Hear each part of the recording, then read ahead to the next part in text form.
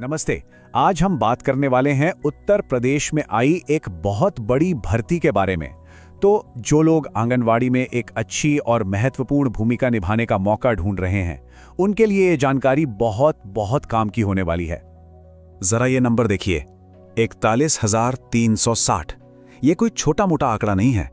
उत्तर प्रदेश का महिला एवं बाल विकास विभाग आंगनवाड़ी कार्यकर्ता के इतने सारे पदों पर भर्ती करने जा रहा है। सच कहूं तो ये एक जबरदस्त मौका है।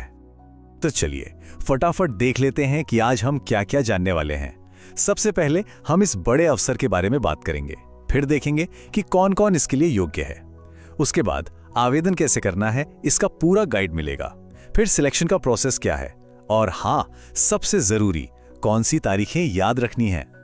तो शुरू करते हैं हमारे पहले हिस्से से। ये एक बहुत बड़ा नौकरी का अवसर है। आइए समझते हैं कि एक आंगनवाड़ी कार्यकर्ता की भूमिका असल में होती क्या है और ये इतनी खास क्यों है। तो यहाँ पर इस नौकरी की कुछ खास बातें हैं। देखिए, ये पद महिला एवं बाल विकास विभाग का है, मतलब एक सरकारी संगठन के तहत। पद का नाम है आंगनवाड़ी कार्यकर्ता। सैलरी हर महीने 10,000 रुपए है और नौकरी की जगह उत्तर प्रदेश ही होगी। ये सिर्फ एक नौकरी नहीं है, बल्कि समाज के बिल्कुल जमीनी स्तर पर खासकर बच्चों और महिलाओं की सेहत और पोषण को बेहतर बनाने का एक बहुत अहम जरिया है। अब आते हैं हमारे दूसरे सेक्शन पर, योग्यता की जांच। मतलब क्या ये अवसर आपके लिए सही है। चलिए मिलकर समझते हैं कि इसके लिए क्या क्या जरूरी है। सबसे पहले बात उम्र की। कम से कम उम्र 18 साल होनी चाहिए और ज्यादा से ज्यादा 35 साल। हाँ, ये बात ध्यान रखने वाली है कि सरकारी नियमों के हिसाब से कुछ कैटेगरीज के लिए उम्र में छूट भी मिल सकती है। बाकी की योग्यताएं भी काफी सीधी सादी हैं। पढ़ाई में 10वीं या 12वीं पास होना जरूरी है। उम्मीदवार उत्तर प्रदेश का ही रहने वाला होना चाहिए और भारत का नागरिक तो होना ही है। और सबसे बढ़िया बात पता है क्या है? इसके लिए किसी भी पुराने अनुभव की कोई जरूरत नहीं है।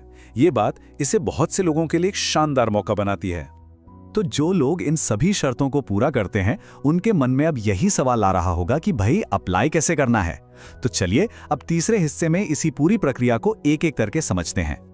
देखिए, आवेदन का पूरा प्रोसेस ऑनलाइन है और इन 5 आसान स्टेप्स में हो जाएगा। सबसे पहले तो ऑफिशियल वेबसाइट पर जाकर रजिस्टर करना है। फिर अब आंगनवाड़ी रिक्रूटमेंट वाले लिंक को ढूंढकर उस पर क्लिक करना है। इसके बाद फॉर्म में अपनी सारी जानकारी बिल्कुल ध्यान से भरनी है। एक बात याद रखिएगा, सबमिट करने से पहले एक बार सब कुछ दोबारा चेक करना बहुत जरूरी है। और आखिर में भरे हुए फॉर्म की एक कॉपी अपने पास प्रिंट करके या PDF बनाकर जरूर रख लें। अब आते हैं आवेदन शुल्क पर, और यहाँ एक दिलचस्प बात है। देखिए, जो ऑफिशियल नोटिफिकेशन है उसमें तो किसी भी कैटेगरी के लिए कोई फीस नहीं बताई गई है, लेकिन जब आप फॉर्म भरेंगे तो वहां पेमेंट का जिक्र है। तो मेरी सलाह यही रहेगी कि फॉर्म भरते समय इस बात पर खास ध्यान दें और वेबसाइट पर जो भी निर्देश दिए गए हैं बस उन्हें फॉलो करें। ठीक है, तो फॉर्म जमा हो गया। अब उसके बाद क्या होगा? चलिए अब हम अपने चौथे हिस्से पर आ गए हैं, सिलेक्शन का सफर। देखते हैं कि अप्लाई करने के बाद उम्मीदवारों को किन किन पड़ावों से गुजरना पड़ेगा। सिलेक्शन के प्रोसेस में मोटे तौर पर 4 चरण होंगे। सबसे पहला है एक रिटन एग्जाम। इस एग्जाम में जैसा प्रदर्शन होगा उसके आधार पर एक मेरिट लिस्ट बनेगी। अब जिन लोगों का नाम इस लिस्ट में आएगा उन्हें डॉक्यूमेंट वेरिफिकेशन के लिए बुलाया जाएगा। और सबसे आखिर में होगा एक मेडिकल एग्जामिनेशन।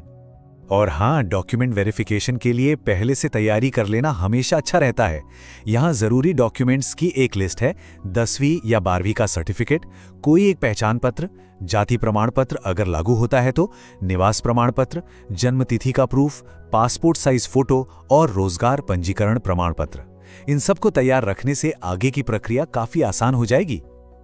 और अब हम आ गए हैं सबसे जरूरी, सबसे अहम जानकारी पर, यानी हमारे 5वें हिस्से पर, मुख्य तारीखें और डेडलाइंस। ये वो जानकारी है जिसे बिल्कुल भी हल्के में नहीं लेना है। इन तारीखों को कहीं अच्छे से नोट कर लीजिए। आवेदन 20 नवंबर 2025 से शुरू हो रहे हैं और 8 दिसंबर 2025 को खत्म हो जाएंगे। इसका मतलब है कि अप्लाई करने के लिए बहुत ज्यादा वक्त नहीं मिलेगा। तो इन डेट्स को याद रखना और समय पर अप्लाई करना बहुत जरूरी है। तो ये थी इस बड़ी भर्ती से जुड़ी सारी की सारी जानकारी। अब सवाल बस ये उठता है कि क्या ये वही मौका है जिसका कई लोग इंतजार कर रहे थे? इस पर सोचना और अगला कदम उठाने का फैसला अब उन्हीं का है।